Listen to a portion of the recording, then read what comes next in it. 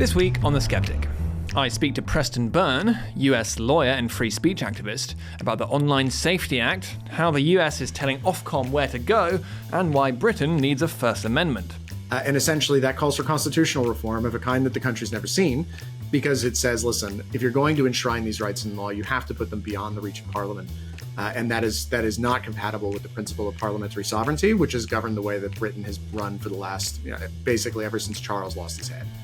Jay Sorel, writer and historian, on what we've learned from 1 year of two-tier Keir. Keir the man is just so offensively pious that the charge of hypocrisy will always be much more wounding. He is just sort of a person who has no theory of society, no theory of what Britain should look like as a country.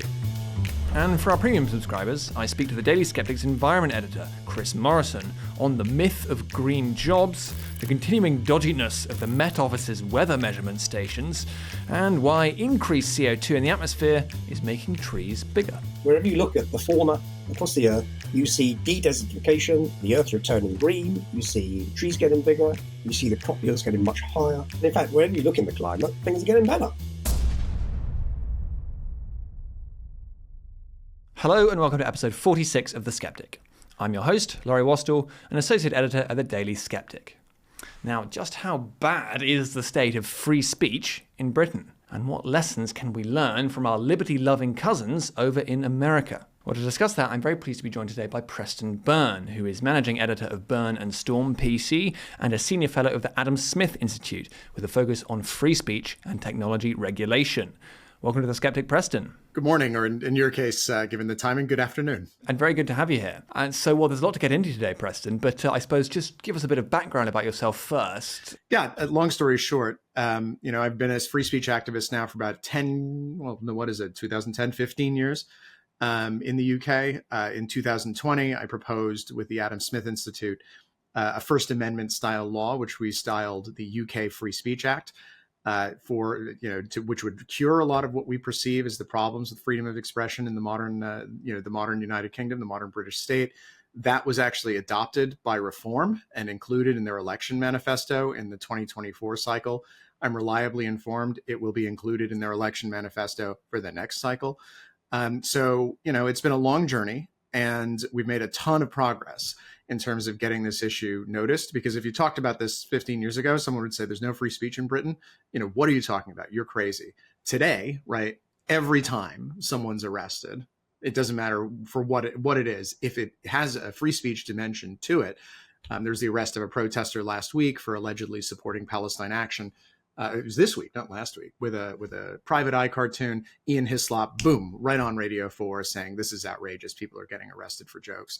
So there's been a change in sentiment, and I'm very glad to have been part of that, for the last 15 years. But that's my story in a nutshell. And so let's get into the history of this a bit more then. Obviously, there are big differences that have emerged between Britain and America in terms of their speech environment in the past century or so, arguably the past 60 years, especially since Brandenburg versus Ohio.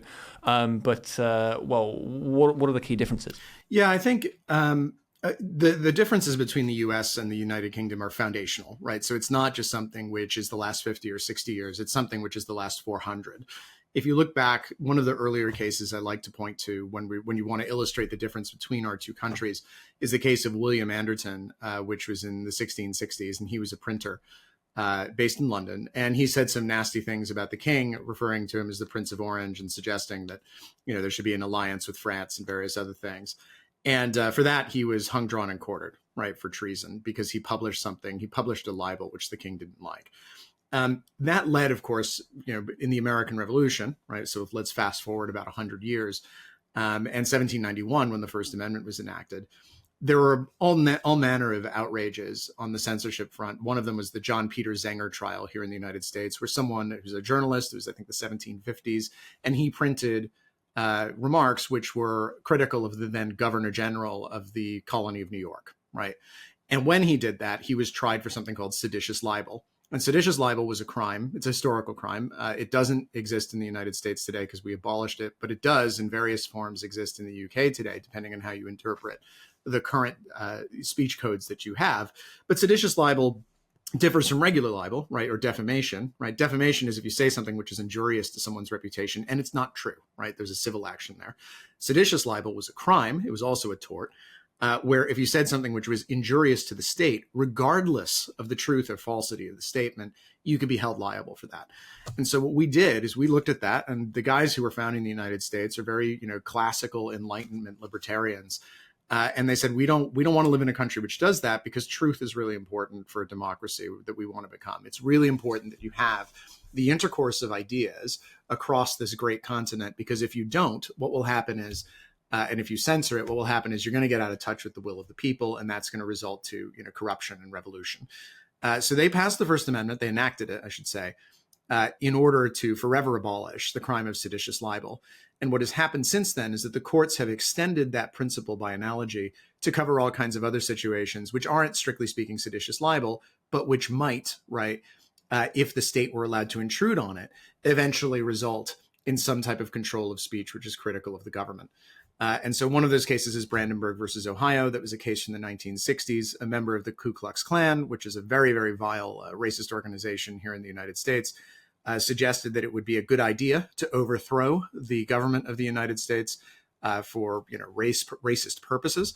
He was tried under an Ohio statute, which said you can't advocate for that.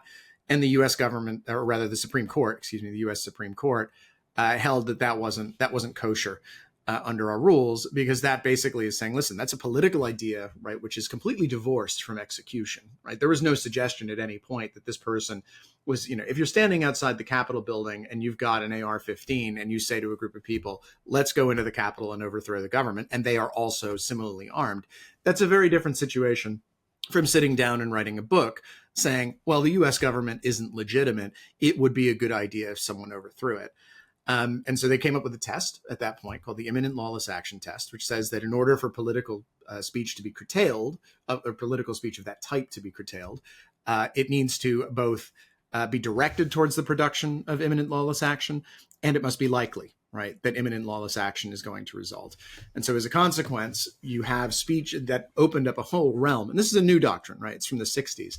But really what it's done is it's opened up this realm of freedom where people can express ideas and advocate for things, anything, virtually anything, as long as they're not doing it in a violent fashion, as long as it's not a conspiracy, as long as it's not a threat, and as long as it's not likely to result in imminent lawless action. So that means that the discussion space for ideas is enormous, right? And when you start getting into the execution space, that's when the state starts to say, okay, hold on a second, you gotta slow down. You can advocate for illegality, right? Some of us remember from 2020, there was a book called In Defense of Looting, which was published, during the summer of rioting that occurred during the COVID lockdowns. And that was protected speech, right? If you did that in the UK, obviously, right, we have lots of examples. Lucy Connolly, right, is one very prominent example of that, where she essentially advocated in favor of rioting, right, and violence. She said, I think rioting and violence is inappropriate. I mean, one way or she expressed sympathy for rioting and violence. And in the United States, that would have been protected speech. In the United Kingdom, it's not. Now, does that mean the First Amendment is all about protecting people who promote violence? No, it's about protecting a realm of speech, right, completely from state intrusion, but where you test it, right? The test of the thing, when you determine where you've actually got free speech, is when you look at the most extreme examples. And so if we look at the UK, you have very benign speech, right? Or nonviolent speech. Hamit Koskan, for example, was convicted, I believe, late May or early June of burning a Quran on the steps of the Turkish embassy, right? Now, those of us who know a little bit about Turkey know that the current prime minister, Erdogan, right, tends to be more of an Islamist orientation than others, and Turkey has a long secular history. So if you're burning a Quran on the steps of the Turkish embassy, what you're essentially doing is you're saying, hey, I'm actually a bigger fan of Ataturk's view of what the Turkish state should be than this Erdogan fellow. And this is an act of political expression, nonviolent, right, which is designed to communicate that message.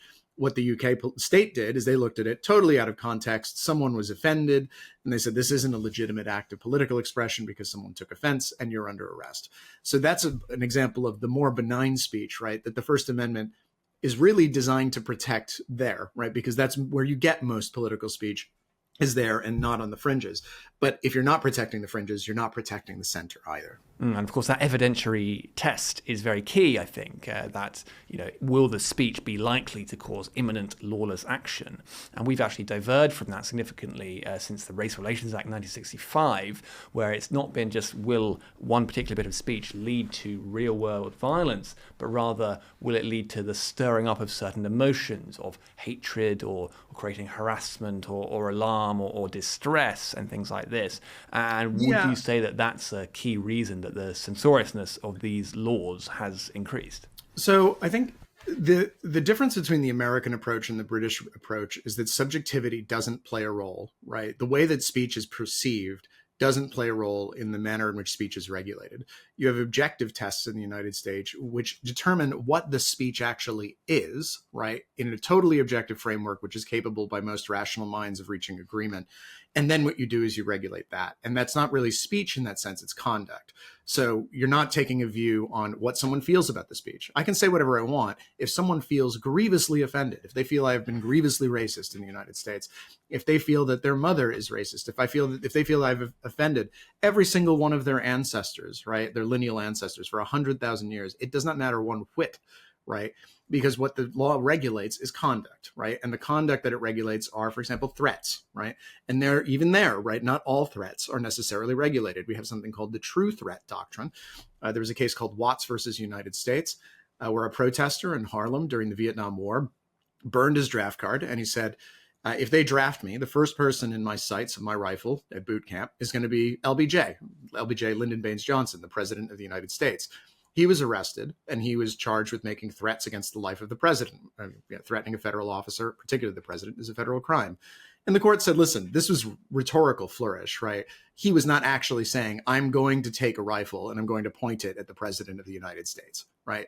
So even there, right, the threat has to be what we call a true threat, right, in order for the law to prescribe it, not something which is a rhetorical flourish. For example, conspiracies, right? A conspiracy is an agreement between two people to do a particular crime. That's something which we regulate here in the United States. That speech is not protected. If you're encouraging someone to specifically commit a specific crime with specific intent that the crime take place, right? That's an inchoate offense, and that's something which we regulate just as the UK does. But what we don't do, right? So if you said to someone, listen, someone says, hey, again, let's use an example of assassination. Someone says, hey, I really want to kill the president. What do you think? Yeah, you should do it.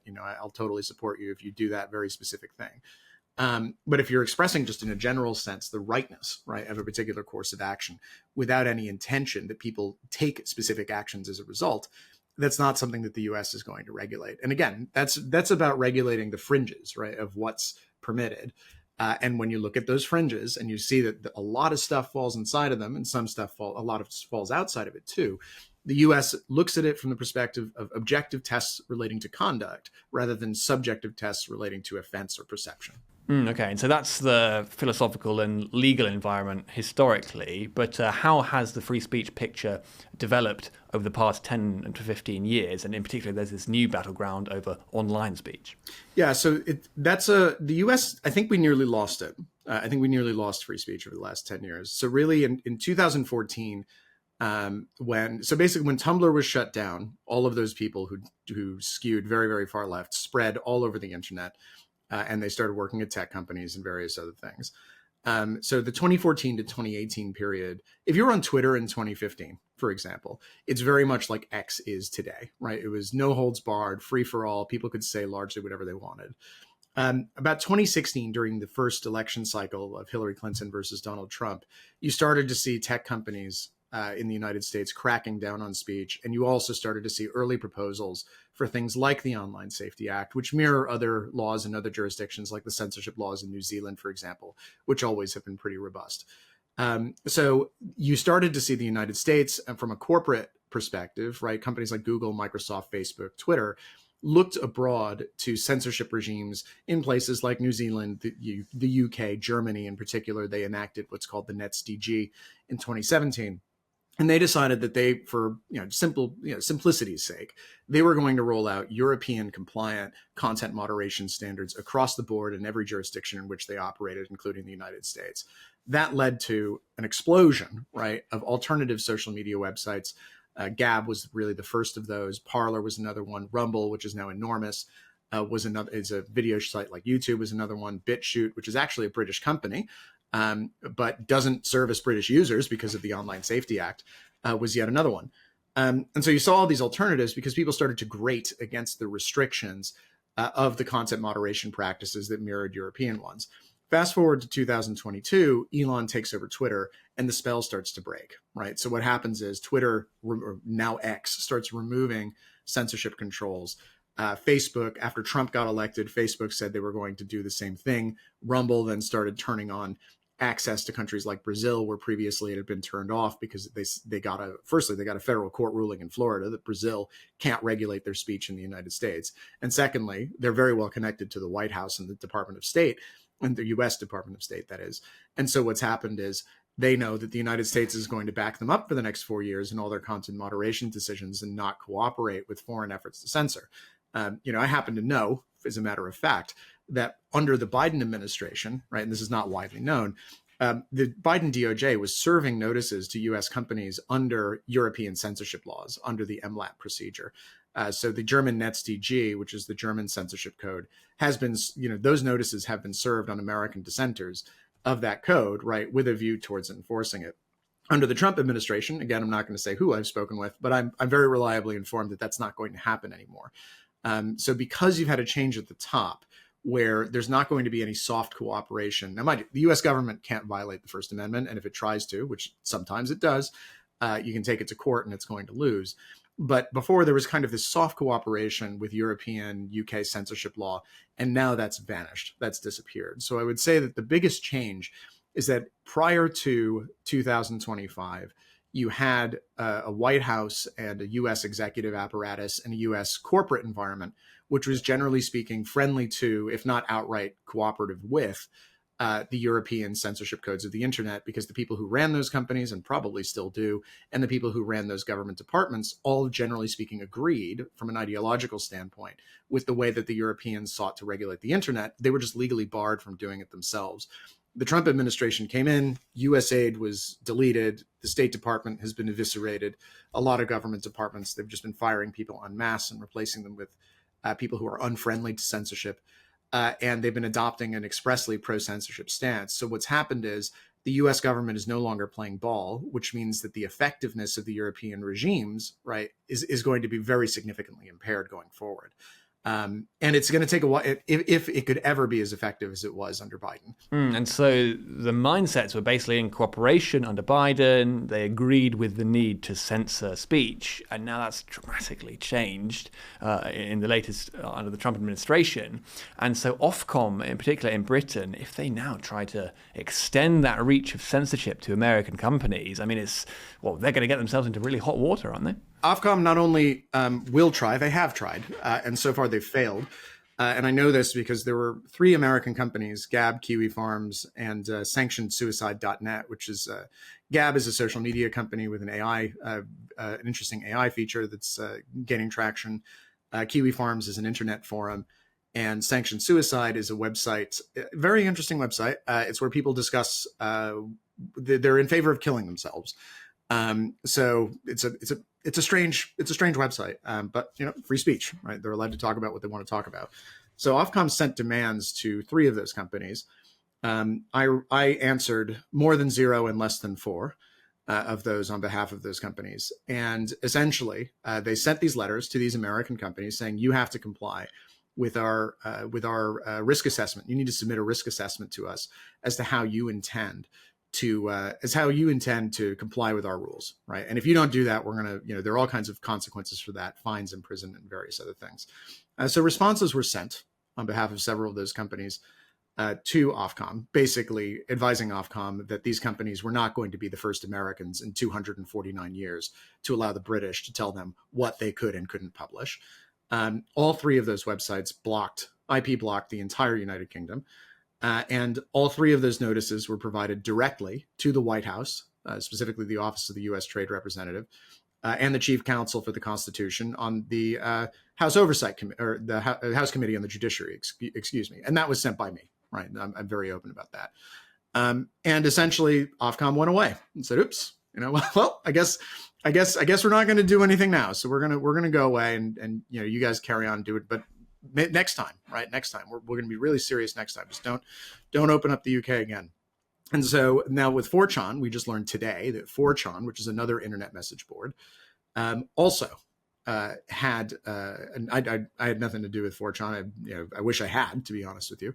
But they received an enforcement notice from the UK, from Ofcom under the Online Safety Act. And 4chan today announced that they were IP blocking the entire United Kingdom and all British overseas territories, right? So they're just saying, listen, if that's the way you're going to play it, we aren't going to play ball with this. We're just going to cut off the entire island, and we're going to do our thing. Now, Ofcom has, in the manner in which it sends these enforcement notices to Americans, customarily, if you want a foreign notice to be validly served on an American from outside of the United States, you need to use something called the MLAT, or the Mutual Legal Assistance Treaty. And you need to serve that via a treaty procedure, which goes through, in the first instance, the Department of State, and then after that, the Department of Justice. So those notices are generally scanned and triaged for compliance with the First Amendment. Now, previously, those notices were getting through, right? They were getting through the State Department. They were getting sent out by the DOJ, according them their proper treatment under the MLAT procedure. I don't think that's going to happen going forward. And Ofcom certainly wasn't endeavoring to send those notices via the MLAT procedure. What Ofcom was doing is it was just sending emails. And you can't tell an American, I don't care who you are. I don't care if you're the king of Persia. Americans don't lose their constitutional rights because you send them an angry email. If you want an American to do something, right, that implicates their First Amendment rights, you need to come to the United States. You need to go to an American court. You need to get an American court order compelling them to do it. And if what you're trying to do is unconstitutional in the United States, as virtually the entirety of the Online Safety Act, both the content moderation issues, the terms disclosures, the requirement to explain your moderation practices, the requirement to produce a report, right, a risk assessment, there are two problems with that, right? The first one is, we call it compelled speech, which is that you can't be compelled to testify against yourself, and you can't be compelled to say something you don't want to say. And those require companies to basically admit to the British government that they are, potentially violating the law in various areas. And, this is what we plan to do to remedy it. So that's the first issue. The second issue is that it involves censorship, and American companies have an absolute right under the First Amendment and section, it's called Section 230, 47 U.S. Code 230 sub C of the Communications Decency Act. And Section 230 says they're immune for content they host. And the First Amendment says they have a right to exercise their editorial discretion as to what they host as they see fit. So it violates those rules.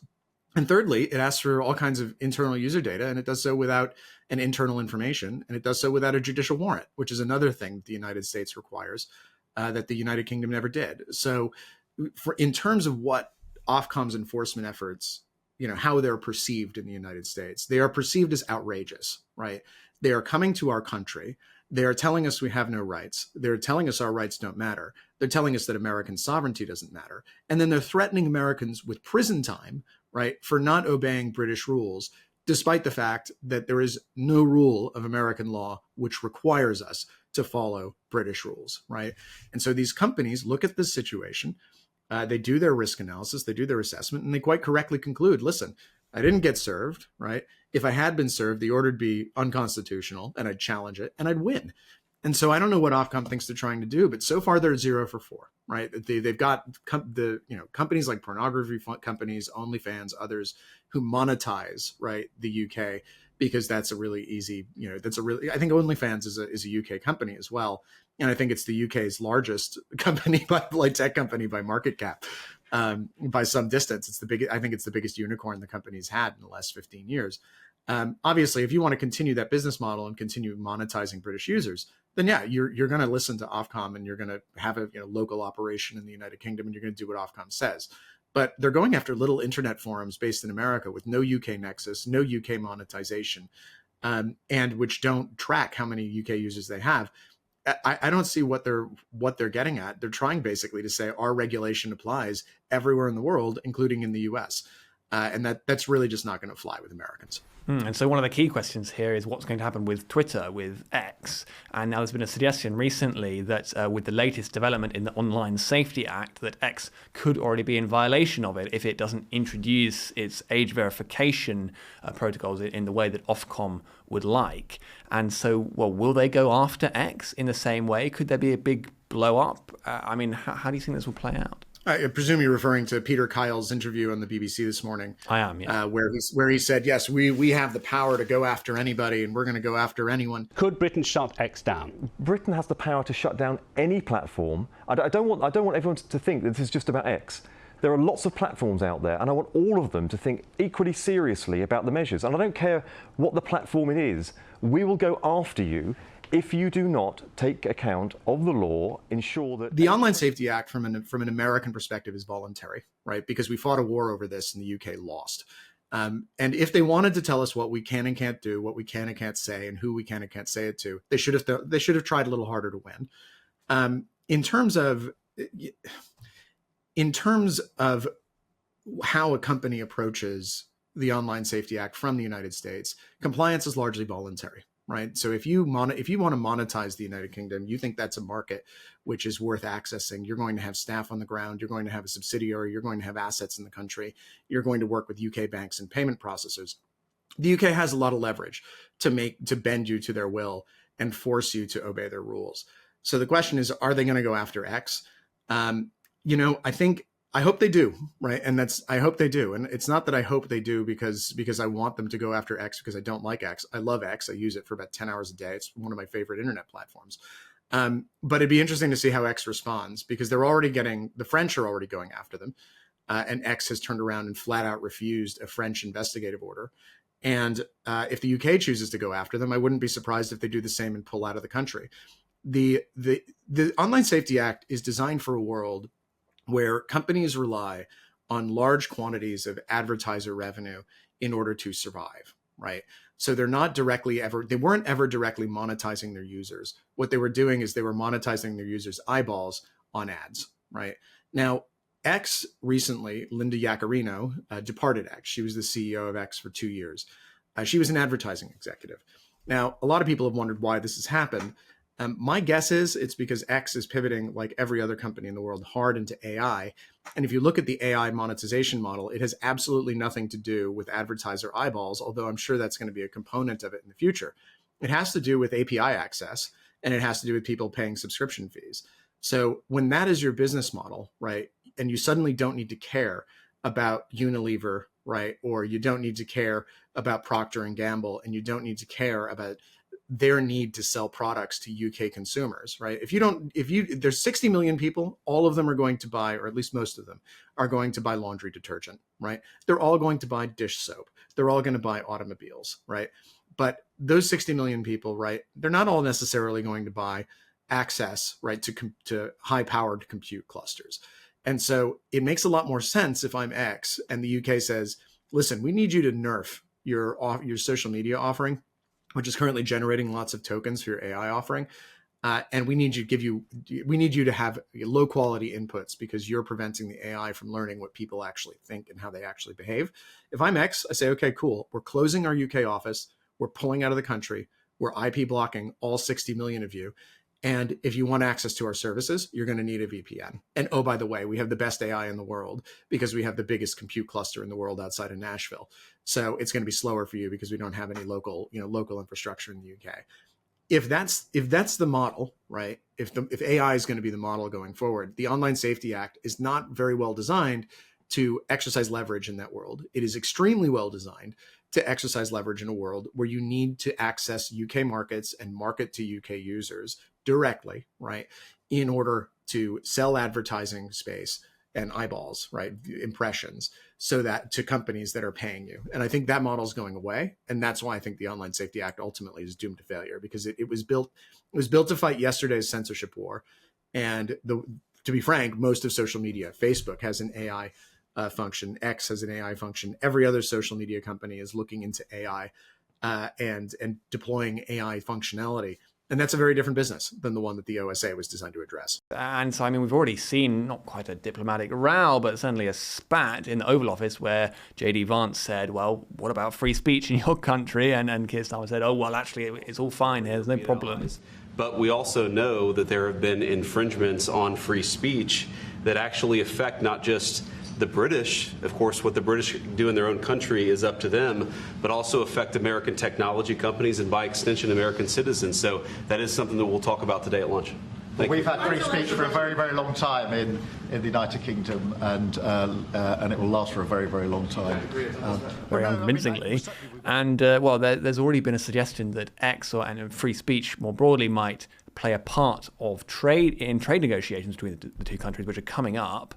So if Ofcom and the British government did try and come after X, do you think that could really sour the relationship between the two countries? I mean, that would presumably play out really poorly diplomatically. I mean, they'd have to think about what they were doing and who they were doing it to, right? They're doing it to Elon Musk. Okay, right. He's an American billionaire. He's the richest man in the world. Fine.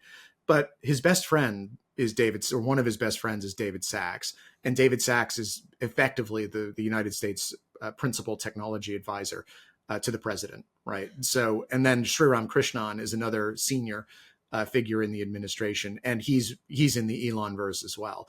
So if they go after Elon, they're very much going to be proving the point that activists like me have been making for the last 10 years, right? Which is that European censorship is an intolerable danger, right? It is an intolerable threat to the freedom of American citizens, right? Our freedom to move about the world as we please, our freedom to say what we want, our freedom to say say it to whom we want, right, in the manner we want, which is a constitutional right. To be clear about how expansive the U.S. First Amendment is, a lot of these U.S. companies are IP blocking the U.K., right, to say, okay, now we're complying with your rules. The First Amendment protects our right to not do that, right? If you wanted to, you could run a U.S. company from using U.S. servers and a U.S. application, and you have a constitutional right to talk to people in the United Kingdom, and they have a constitutional right to talk to you. So the United Kingdom would not, if any U.S. company adopted that position, the only thing they would be able to do, right, is regulate entities and persons that are either on British soil or within 12 miles of the British coastline. Outside of that, they can't do squat if you decide to refuse. So that is the way that the world works, right? And it is a conflict of laws analysis that you have to run between both jurisdictions, and you have to examine the limitations that the UK has, and those are the practical limitations. As long as the UK is not the British Empire, which it isn't, that it's not going to be able to police speech on a global basis. So if they target Elon Musk, right, it's going to prove the point that we have been trying to make to the White House, to the Congress, to the president, to Elon, frankly, right? People have been trying to advocate to him for years, saying, listen, why are you tolerating this stuff? And to every other big tech company in the United States, that the UK really doesn't understand the limits of its own power, and it's willing to interfere, right, in the affairs of the United States to an extent that no other country in the world, frankly, has. Even the Russians don't try to do this, right? Even the Chinese don't dare to try to regulate Americans doing American things on American soil. So if the UK wants to do it, and this is why I hope they do, if they go after X, and I really sincerely hope they do, they will awaken the sleeping dragon, or I suppose it would be the sleeping eagle in this case, the screaming eagle, and they're not going to like the results. Yes, well, it'll be very interesting to see how it plays out. But finally, in terms of domestic UK politics, well, in order to catch up with the really robust free speech culture that you do have over in America, should there be a British First Amendment or something like it? I mean, how would you go about making the case for that politically? So I think so. There are a variety of different views on this subject in the movement. I'd say that the lead organization in the country currently pushing for free speech. Regrettably, it's not the ASI, because I'm the ASI's one guy who does this, but there is an organization called the Free Speech Union, led by Lord Young and another fellow named Bryn Harris. He's their chief counsel, and they've been pushing for free speech reform in the UK. And I think we're all pulling in the same direction, right? Guys like me and guys like them. But there are a variety of different approaches. There's a school of thought within. And that I think is more the FSU's, the FSU's position is that the common law is a garden, right? And we need to tend to it and pull out the weeds. And all we need to do, and that's the words of Lord Young, not mine. So all we need to do is go into the garden and pull out the weeds with legislation and do a big hard reset of, not a hard reset, but a soft reset of our laws by removing or amending provisions of the Public Order Act, the Communications Act 2003, possibly the Terrorism Act, if you can get the political will to do it. And that'll be enough. My belief is that we need something akin to the British First Amendment, which is we at the Adam Smith Institute drafted one called the UK Free Speech Act. And essentially that calls for constitutional reform of a kind that the country's never seen, because it says, listen, if you're going to enshrine these rights in law, you have to put them beyond the reach of Parliament. And that is not compatible with the principle of parliamentary sovereignty, which has governed the way that Britain has run for the last, basically ever since Charles lost his head. So long story short, we tend to think that you need something a little more robust. We need something which very cleanly removes all of the provisions which are incompatible with it. So the provisions of the Malicious Communications Act, abolishes the Online Safety Act, repeals significant language, abusive language or insulting language where those words appear in the Public Order Act. I think, there are a lot of provisions, for example, in the Public Order Act or stirring up offenses. There are references to threatening language, right? And I think you can leave that in, right? Because if you're threatening somebody, right? Now, question of whether we want to change threatening to an actual threat, right? Rather than the perception of threatening, which is another thing. But I think you can amend those laws to get them in line with what the United States currently has, particularly laws around bias, intimidation, and things like that. So it's possible to do some changes. But also we need to say, listen, there's going to be a hard reset where no longer will it be possible for the British state to tell people that matters of public interest, philosophy, morality, religion, or politics, right? Those are no longer going to be police matters, right? Or nor are they going to be civil matters, right? That is going to be a realm of expression, spoken or written, where you're just going to be able to say what you want, and you're not going to have to worry that a constable is going to rock up to your door at 6 a.m. with half a dozen of his friends, arresting you and hauling you away and charging you with a criminal offense. So the Adam Smith Institute view is that we need that more foundational reform. I think the view in the bar, the view among solicitors, and the view among the Free Speech Union is more of the incrementalist approach. I have been very clear that I'm on the more fundamentalist side of the equation, really for two reasons. One, to buy some air cover for the Free Speech Union and folks like that to think about new and different ideas, but also because I think it's the right answer to that problem. So, and it's really encouraging because 10 years ago, if you wrote about this stuff in public, if you talked about it, if you wrote a blog post, 9 out of 10 people would look at you and they'd look at like you'd come from another planet, like you came from Mars, and they'd say, "What are you talking about?" Of course, in the UK, we have free speech. But the expansion of the censorship state, the more aggressive enforcement of laws that were previously very sparing, still violated free speech, but were much more sparingly enforced, has really woken up a lot of people to the reality of the British situation, which is that you don't have free speech as Americans understand it. You do have a lot of laws that you can trip up on with perfectly benign political expression. Forget the extreme stuff, right? The fellow who was arrested, for holding up Ian Hislop's cartoon this week, right? He didn't think he was going to be arrested. And frankly, in any just universe, he wouldn't have been. But what has happened is the censorship state has gotten very large, and people are finally starting. There's a mass awareness emerging of it. And sorry, I just got a phone call popping in. I'm just going to turn that down. There's a mass awareness of it now. So every time it occurs, you get pushback. And that's exactly where we need to be before we can expect significant reform. Okay, well, Preston Byrne, thank you very much for coming on The Sceptic. Thanks so much. Now, this week marks a year since the horrific Southport attack and the mass countrywide unrest that followed. And it also marks just over a year of two-tier Keir in Downing Street. So, what have we learned? Well, to discuss that, I'm very pleased to be joined by Jay Sorel, who is a writer and historian. Welcome back to The Sceptic, Mr. Sorel. Hello, thanks for having me. Yeah, good to have you here, and good to have you back. It's been quite a while, actually, but I think in a way that might be a good thing, because it's good to look at this from actually a historical perspective here, and to sort of think, well, it's been a whole year of Starmer now. What have we learned? Well, and so, yeah, what have you made of it? Was there anything that surprised you in particular? And were there any things that you actually got wrong about how you thought it would end up playing out?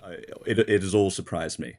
I think that the Starmageddon theory was a better heuristic than saying he's a centrist dad, because I think that centrist dad does not account for sort of the Baroque weirdness of the new administration. Things like the eyes of the portrait are following me around the room that can't really be assimilated into sort of standard centrist dadism. And just before we go on, remind our viewers of what was meant by Starmageddon. Yes, sure. Starmageddon, it was an apocalyptic prophecy about two reports, one by the Institute for Government, one Gordon Brown. And basically what Starmageddon was meant to be is that there's a permanent decentralization of power in Britain, so that you're basically spiking the guns. So even if the populists manage to gain control of the state again, they'll pull levers and nothing will happen. So things like, for example, putting the civil service on its own statutory basis. This is in power with purpose, meaning things like you work out a series of priorities for government with the civil service when you take power, rather than giving orders to them in any sort of recognizable sense. Things like giving the Scottish and Welsh devolved governments broad new powers. And I'll get into that in a moment, but I think that might actually, in hindsight, that was probably the most insidious part of this package. Things like sort of implicit things about increasing the power of judicial review and creating powerful new ethics bodies, which really is sort of the heart of Starmerism's decency in public life, to hold politicians to account. They have announced their new independent ethics commission with sort of beefed up powers. It's not nearly as sweeping as I imagined it would be, but you basically see there are sort of bits and pieces of debris left over from kind of the early explosion in those first 100 days in office. It's all surprised me. And I think that like there was never actually going to be any diminution of parliamentary sovereignty in this agenda. And so the main kind of lock that Starmer wanted to put in place was to give the devolved administrations new powers. So if, let's say, some kind of Farageist government comes to power, presumably the collapse of Labour will be followed by a revival of the SNP. And so they said, we're going to lead the ECHR. Then that will set up like some sham, like wearisome crisis with the SNP. So in other words, it's sort of building a dead man's switch into Blairite society. So any attempt to reform it will spark a conflict with the devolved regions, which are gerrymandered to have like a permanent sort of loyalist majority. And so they're therefore generating like a union crisis with Scotland and Wales. And so parts of Starmageddon are going ahead. Yeah, well, I think, just the standard like English devolution stuff, empowering these sort of local crooks and hucksters is sort of going ahead. But, that's sort of limited constitutional meaning. Basically, the agenda has not survived. Right, yes. So they haven't got as far as expected. But there's probably different reasons for that. Partly, perhaps their agenda just got derailed. But do you think that you and other people that were talking about Starmageddon were perhaps wrong in your analysis of how ambitious it would end up being? Yes, I think so, I guess, because these reports are written up before every government comes to our power. There were certainly grand things written about a reform to the civil service in advance of the coalition or David Cameron in 2010 that never came to pass. But I think as late as Starmer's first speech in front of Downing Street, where pretty much the only thing he talked about was standards in public life, the economy and society were very much afterthoughts. One could certainly think that this could be the main thrust, and I think it was going ahead, and before the riots, and you can tell that by they begin these sort of weird probing attacks against Farage just right on the eve of the Southport riots over sort of ethics concerns, and you can tell they're sort of gearing up to sort of make the 5 new Reform MPs like a semi sort of outlaw bunch. But then, of course, that's all interrupted. I think just more generally, why does it not succeed? I think it's an interesting kind of case study in believing the risks of believing your own propaganda. I think in many cases, Starmerism is just it's sort of a morbid late Blairism, but it kind of had none of the subtlety or none of the sort of the nuance or the kind of worldliness of its earlier incarnation. So they really did believe that Britain's Rolls-Royce institutions were the best in the world. And if only they were liberated from the hated populists, then they'd sort of tick along. Kind of Starmer as patsy rather than Starmer as master planner as a theory gains more credence by the day, particularly because of the book Get In by Patrick Maguire and Gabriel Pogrund, which came out about half a year ago. And you can kind of see Keir as a man, sort of a figurehead lashed to the prow of a ship, sort of a very sort of ceremonial, sort of an aging senile field marshal like the Hindenburg fashion. Because when they lose the Hartlepool by-election in 2021 to Boris Johnson, he says, I think I really should, probably resign. He is just sort of a person who has no theory of society, no theory of what Britain should look like as a country. He just likes the idea of being sort of an equestrian statue, sort of grand but sort of motionless. And so when they do actually come to power, they just think the civil service will get on with it. And Sue Gray famously has no plans for the first 100 days in terms of the legislative agenda, in terms of the what they want to do to Whitehall, things like that. They do really just sort of, Keir does just take off as like a stately convener of meetings, and he just goes on trips abroad, and like he literally watches he watches football like for 5 days a week, and he went to attend a bizarre number of like sporting events in person, far beyond the sort of usual diplomatic purpose. He watched all 4 episodes of Adolescence, Julian. He's very proud of that. Really? Well, he went on a marathon. So I mean, he basically did think, I'm here to basically cut. It's sort of, he treated it sort of like the premiership, like sort of a Vegas residency to like cap out like his distinguished career in public service. It's like sort of getting a knight companion ribbon. And then they actually did discover that these things don't actually work, and that the people who were criticizing them weren't just bashing our world-beating institutions and not to get off the pitch, and how they may have actually had a point about all that. And let's get back into that relationship with institutions in a second. But of course, as you mentioned, really it's that their agenda gets derailed just a month in with the Southport murders and the unrest that follows that. But we're about a year from that now this week. And so, well, how do you put that into historical perspective, the significance of those events? It's extremely important, and I think it's very, very under-discussed as an event. First of all, I mean, it just sort of, in most sort of pedestrian way, it did sort of puncture the Starmer persona as like the chief prosecutor. In some way, it didn't puncture it, but also it showed how this idea of sort of Starmer as a lawman, it sort of rebounded on him. And I think that if you were to place it, as you say, in its sort of broader historical context, the riots took place in many cases in places where there had been horrible examples of sort of child rape on a mass scale. And the thought that we had heard in 2020 that riots are the language of the unheard, and even for an event that took place across the sea in Minnesota, it was seen as perfectly legitimate for people to riot here after sort of the murder of 3 schoolgirls.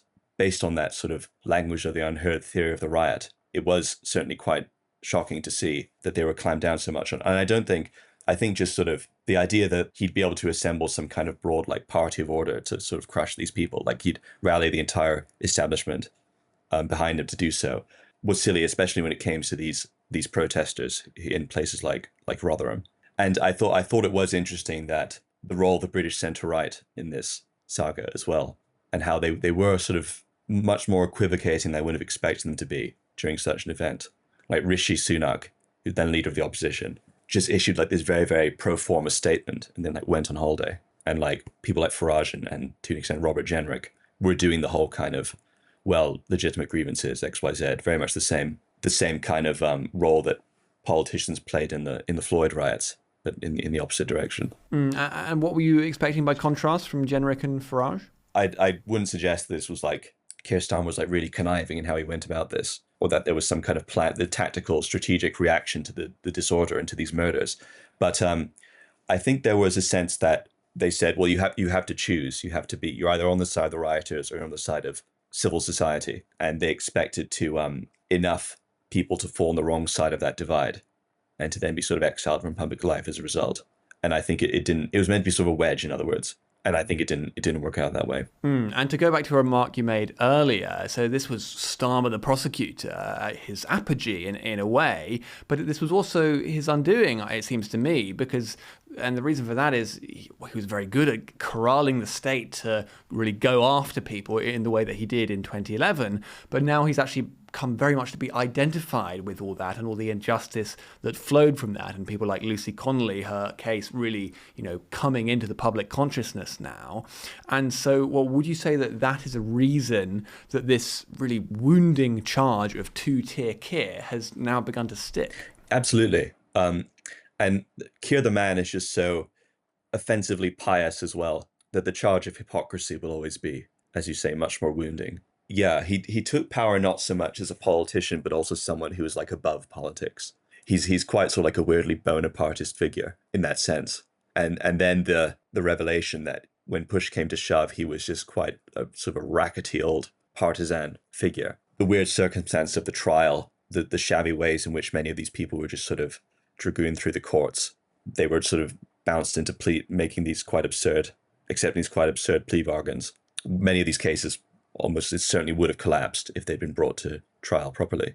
So I mean, he took power as someone who's like above the system, but then immediately people would recognize he was the system in many ways, more so than like most elected politicians are even. And I think that two-tier charge has become such a normalised part of political discourse that, of course, the Justice Secretary, Shabana Mahmood, only a few months ago, referred to the justice system she presides over as two-tier and actually had to sally out against the Quangos briefly to try and stop it. And so I think it's going to be a very wounding charge. But the historical context that I've been trying to put it in is that really it's intimately bound up with multiculturalism and the way that the British state has tried to operate with respect to that for a very long time. I mean, would you agree that that's why it sort of stirs these deep grievances? Yeah. I mean, everyone knows, say, the reaction to Rotherham was two-tier, or the fact that Rotherham was allowed to happen in the first place was revealing of a two-tier system of government. Then there's the Hare Hills riot that takes place just before. So the stars did sort of align to make this very, very salient point about the nature of British governance. And so, of course, the two-tier issue is intimately bound up with multiculturalism and intimately bound up with immigration, which has really become the central political issue this past year. And well, let's talk about a recent story in relation to that, which is the Afghan visas scandal and the just extraordinary cover-up that the British state performed there. But, I mean, what did you make of that, Julian? It was surely just extraordinary. You know, obviously the super injunction was very, very interesting. And you can see that being used as an instrument in more and more cases. Two other things. I think the quite specious constitutional arguments made about it were interesting as well. I think Hoyle was intimating that like the gagging order might apply to Parliament, where it just sort of quite patently doesn't. I think it also shows that Britain has an unresolved and unhealthy relationship with its own armed forces, where like still the forces veto is sort of unanswerable in like national life. And like people like Dan Jarvis, MP, who had sort of no accomplishments to their name, were held out as sort of a prince across the water of the Labour Party for years, just by virtue of military service. You know, if you invoke things like the Gurkhas or the translators or things like that, the nation is supposed to settle these debts for the military. In America, they've grown a bit sort of wary of someone like mentioning their military service in the context of politics.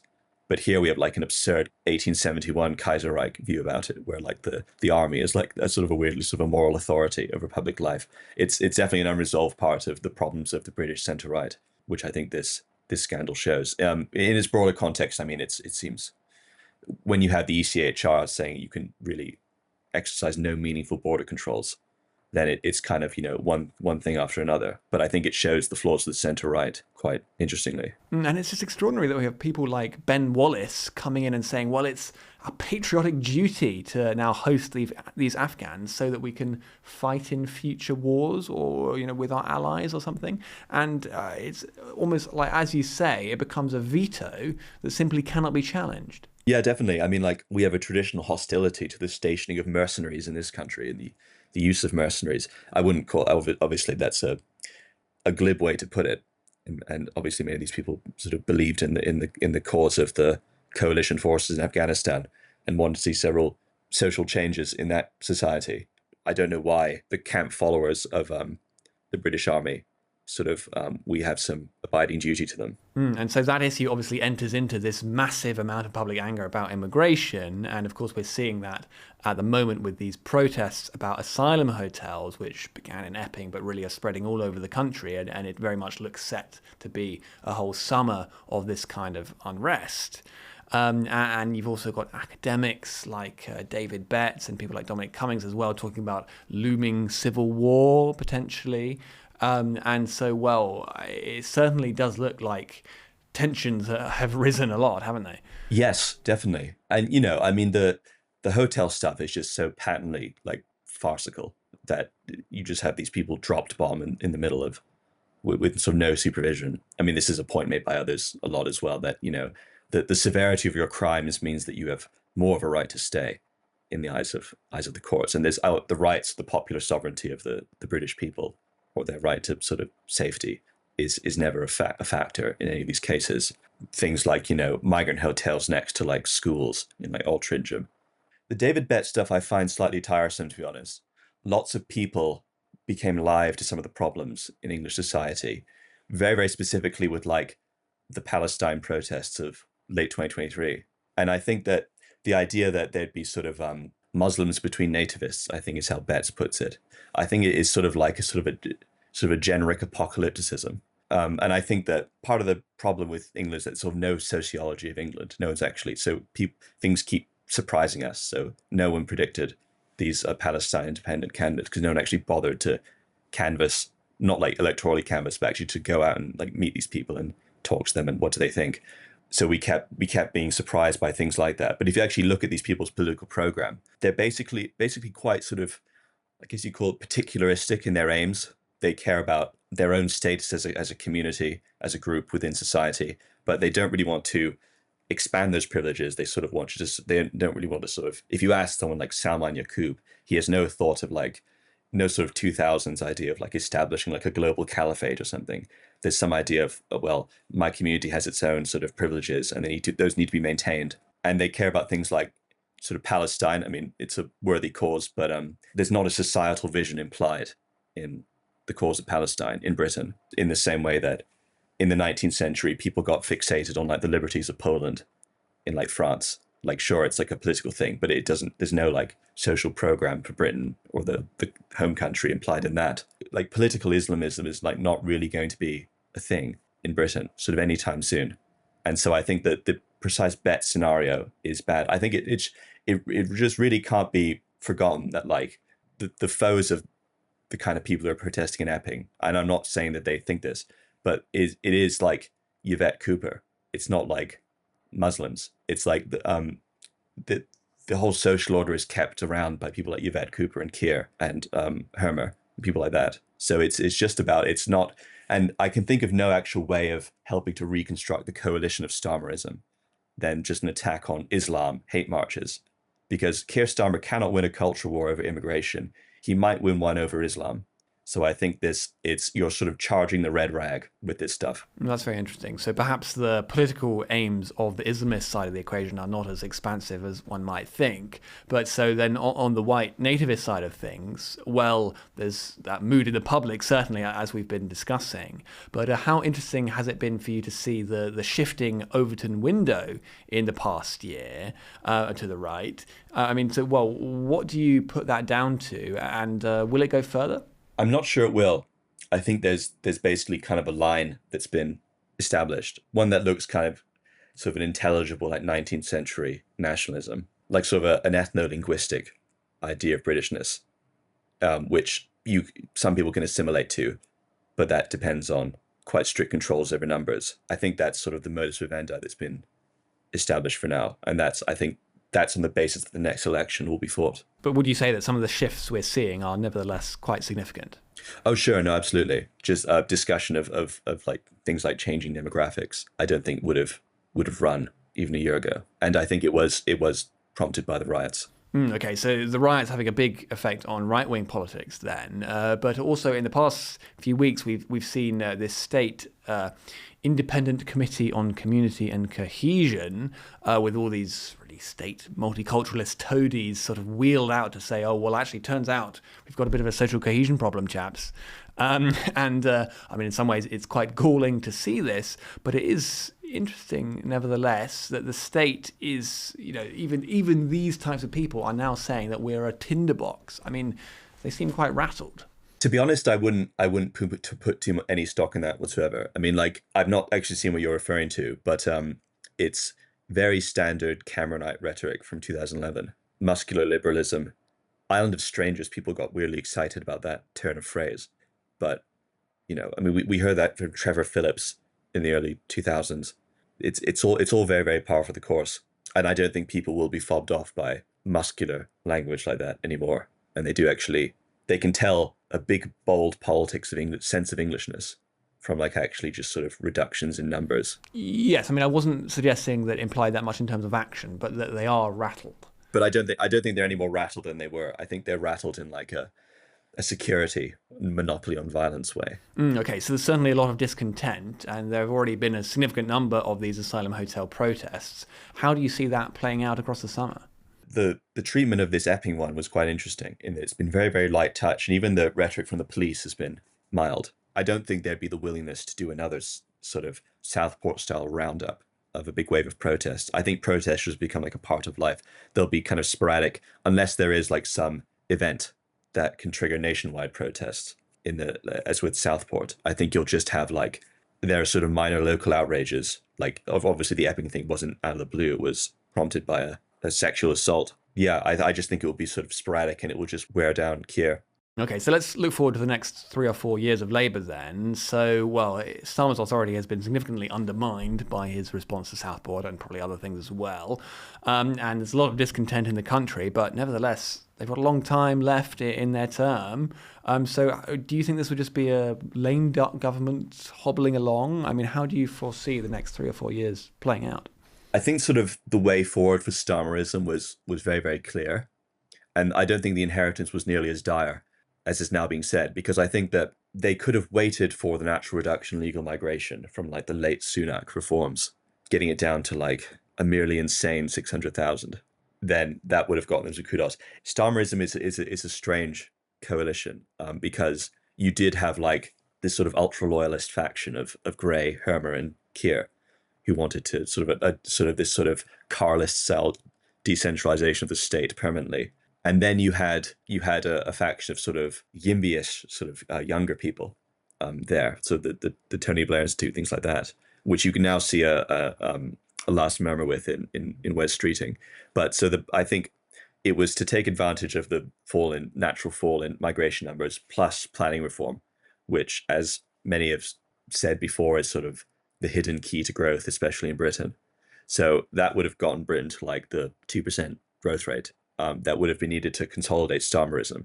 And then at that point, then Starmerism begins to look like a model for the rest of the world, as in limited concessions to YIMBYism, even at the cost of like powers of judicial review and the NGOs and the bureaucracy to generate enough growth to consolidate the present order of things. The political decentralization, so the populace cannot wield the state if they ever gain control of it again. And also a more sort of rough and tumble attitude towards political opponents, using things like ethics committees. I know that the use of that is very well advanced in like the continent already, but I think that it's very funny that Starmer just wasn't willing to make the concessions to kind of blob privilege that would have been needed to actually create economic growth. The big landmark planning bill was gutted at the end of last week with all kinds of sort of wrecking amendments, which means it won't really make many changes at all. The amount of house building is actually in decline in London now. So it's sort of the blob part of Starmerism defeating the YIMBYist part of Starmerism. And I know there was lots of YIMBYist excitement at the beginning of Keir's term. So I think that's my roundabout way of saying that I don't think that will change. And that Keir, I think for personal reasons as much as ideological ones, is unlikely to break with Hermer, is unlikely to break with Ed Miliband. I think they'll have to raise taxes, obviously, and there'll be an attempt to kind of put that into some sort of ideological narrative about like a rebalancing of Britain's tax code, Britain's political economy towards something more social democratic. That would sort of be of a piece with like Reeves's borrow to invest strategy in a first budget. But what will hobble that is that if you're borrowing to invest, but you can't build anything in Britain, so it's all just going to sort of lawyers' fees. So we're uniquely ill-suited to like a sort of a neo-Keynesian borrow to invest sort of Torsten Bell program. He's come to power to defend Blairite society. But the only way you can defend Blairite society is by ending it. Well, a lot to chew on. Jay Sorel, thank you very much for coming on The Sceptic. Thank you. Now, are all those green jobs we're always hearing about all they're cracked up to be? Well, to discuss that and much else, I'm very pleased to be joined today by the Daily Sceptic's environment editor, Chris Morrison. Welcome, Chris. Hi there, Laurie. Nice to be back. Yeah, very good to have you here. So, Chris, green jobs. Now, this is something we're often hearing about. It's this sector of the economy that gets a lot of hype. Supposedly it's thriving. It's bringing in all this new industry. It's making us even more prosperous, supposedly. But actually, we know that a lot of it is based on subsidy already. And as you've been finding out, actually the numbers that are touted for so-called green jobs are actually tremendously exaggerated. Is that right? Well, it's certainly exaggerated by politicians who talk about, hundreds of thousands and millions, and it's just fantasy figures. You're right. So the ONS produces green jobs survey every year. I call it Spot the Green Job survey. And they're desperate to lump in any job that they can vaguely call green, due to the fact that there are very, very few green jobs, genuine green jobs, created by the green revolution, created by the billions of subsidies that are being poured into it. There are very, very few jobs that are actually being created, in fact. And if you look at the figures, 690,000, they claim, up 8% from the year before. But if you look over 10 years, I think they were claiming 500,000 then. So minimal increase even over 10 years, even on their figures. And what they do, of course, is they lump in, they rebadge. And so their big one is waste. I think there's 100,000 people there. So they rebadge. Mileman's a dustman. Is Mileman's now a recycling and waste disposal. That's the end of the free part of the podcast. If you'd like to listen to the bonus interview, you'll need to become a regular donor to the Daily Sceptic. For as little as £5 a month, not only will you be able to watch or listen to the whole podcast, you'll also be able to access articles behind our paywall and join our discussion forum on Discord, where you'll have an opportunity to discuss the latest content on the Daily Sceptic with other donors, members of the editorial team, and some of your favourite contributors. Once you've become a donor, log in to the Daily Sceptic using the same email, and you'll find a link to the premium version of the podcast on the homepage, including instructions about how to listen to it on your favourite podcasting app. Remember, you can access all this bonus content for as little as £5 a month. Just go to dailysceptic.org/donate.